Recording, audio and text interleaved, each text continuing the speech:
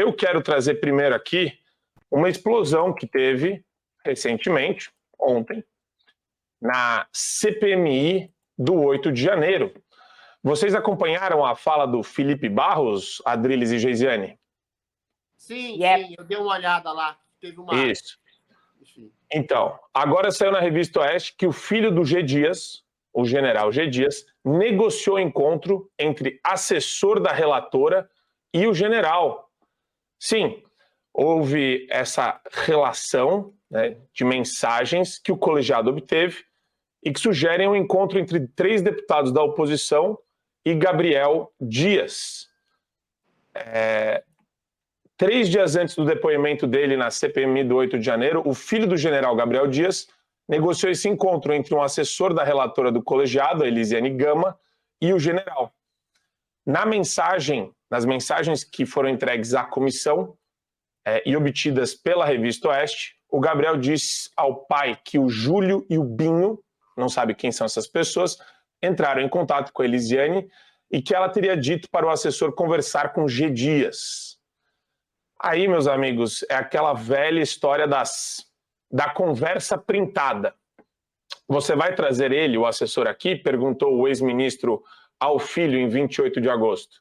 É o chefe de gabinete mesmo?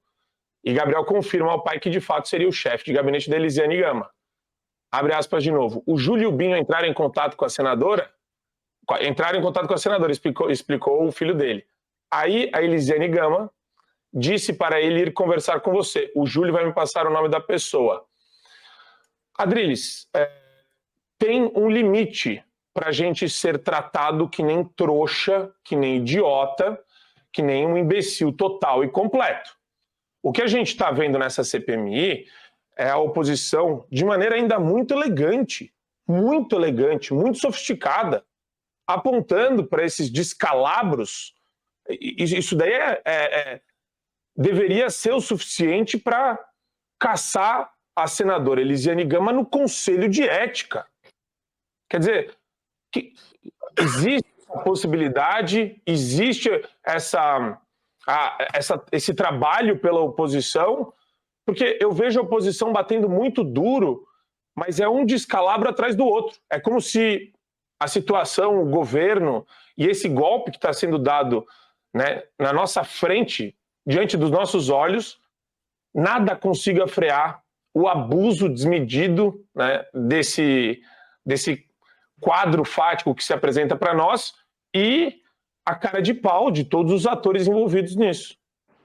Olha, se você tem, por óbvio, um juiz parcial, um juiz que eventualmente solapa o princípio da investigação, um juiz que manda conversar com o investigado, no caso do réu, vamos ser sinceros, né? O G. Dias é um réu. É um réu por quê? Porque adulterou, fraudou documentos de aviso da BIM, da Polícia Federal, de que haveria a possibilidade de uma invasão no 8 de janeiro.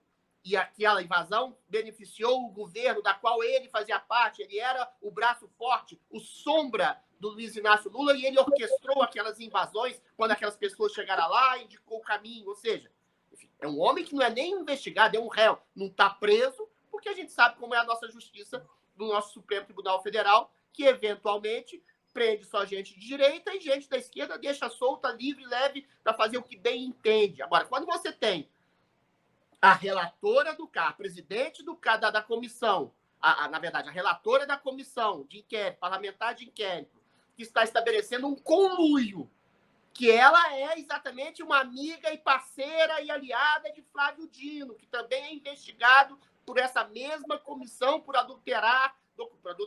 por silenciar-se frente à possibilidade dessas invasões, não ter feito nada, sonegar imagens, apagar imagens que poderiam ser esclarecedoras desse movimento. Quando essa relatora manda se reunir com esses réus, com esses investigados, estabelece o princípio de uma injustiça, de uma parcialidade completamente obtusa, completamente absurda e completamente surreal. Ela deveria ser imediatamente afastada da relatoria e ter um processo de cassação no Senado Federal, porque, eventualmente, ela está prevaricando. O que é prevaricar? Através da omissão de uma ação obtusa, os trabalhos da casa. Estabelecer um tipo de corrupção financeira ou moral. É uma corrupção moral. É um desvio de conduta gravíssimo. Ela, como relatora da CPI das invasões, estabeleceu uma ação de proximidade extrema, de conversas subliminares com o próprio réu que é investigado nessa comissão. Só que a gente tem aquilo que eu chamo de ditadura perfeita. Então, as pessoas perderam completamente o pudor, perderam completamente a vergonha. É o Flávio Dino, que diz que não vai entregar as imagens, e 2 meses depois diz que as imagens foram apagadas, sem estabelecer qualquer tipo de satisfação, e a imprensa não está nem aí para isso, porque a imprensa só quer saber do Rolex do Bolsonaro, da perseguição do Bolsonaro, da Michelle Bolsonaro. Ela é absolutamente obsessiva em tentar destruir o Bolsonaro junto com o judiciário e junto com o executivo. Aí, quando acontece uma coisa dessa, de uma aproximação completamente descabida entre a relatora da CPI e um dos réus da CPI, a imprensa também não reverbera, não fala nada. Ou seja, é um show de uma narrativa falaciosa, construída, manipulando a realidade, e ninguém faz nada porque você vai recorrer a quem? A quem? A instâncias da justiça que não vão reverberar, ou então vão reverberar isso depois de meses ou até anos. Porque se você fala diretamente com o Supremo, infelizmente, é parte do problema, é a parte talvez principal do problema. O Supremo recebeu as imagens, não fez nada com essas imagens. O Supremo tem ojeriza, repulsa, nojo, asco do Bolsonaro e a quem eles chamam de bolsonaristas, que são qualquer pessoa de direita, cristão, liberal, qualquer pessoa que não comungue com esse ideal de pseudo-progressismo.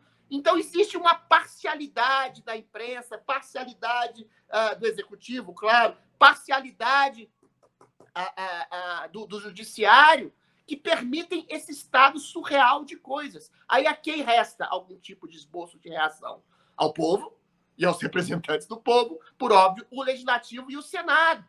Agora, não pode ser uma ação pontual, tem que ser uma ação conjunta, coletiva, de estabelecer, de trazer às luzes o descalabro, o absurdo da parcialidade absurdamente grotesca, absurdamente escancarada dessa senhora que deve ser imediatamente afastada da comissão e imediatamente ser aberto um processo, um inquérito de culpabilização dela de desvio de conduta, de prevaricação e cassação de mandato.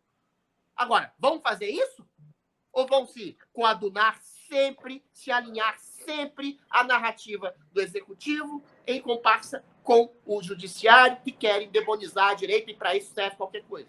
Assine o Fio Diário. Assim você vai ter acesso integral ao programa completo Adriles sobre tudo, além de outros diversos programas na nossa plataforma. Assine aí.